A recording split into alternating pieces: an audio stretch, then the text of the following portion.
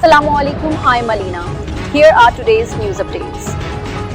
मासूम हानिया के कत्ल के बाद सीसीडी पर सवालात उठ गए। ऑस्ट्रेलवी हुकूमत का नोटिस। चकवाल में 9 साल ऑस्ट्रेलवी शहरी हानिया अहमद की हलाकत का अफसोसनाक वाकया अब आलमी तवज्जो का मरकज बन गया। वाक़े के बाद ऑस्ट्रेलवी हुकूमत ने भी मामले का नोटिस लेते हुए गहरी तशवीश का इजहार किया, जबकि केस की तहकीकात में अहम पेशरफ्त सामने आई है।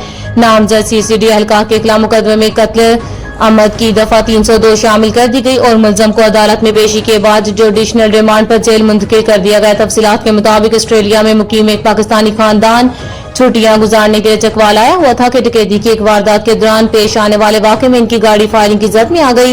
इब्तदाई तहकीकात के मुताबिक सीसीडी एहलकारों ने मुबैना तौर पर गाड़ी को डाकुओं की गाड़ी समझते हुए फायरिंग की, जिसके नतीजे में 9 साल हानिया अहमद जान की बाजी हार गई, जबकि इसके वालिद अदील अहमद और 10 साल भाई अफान शहदीद जख्मी हो गए। जख्मियों को तशवीशनाक हालत में रावलपिंडी के बेनजीर भुट्टो अस्पताल मुंतकिल किया गया, जहां इनका इलाज जारी है।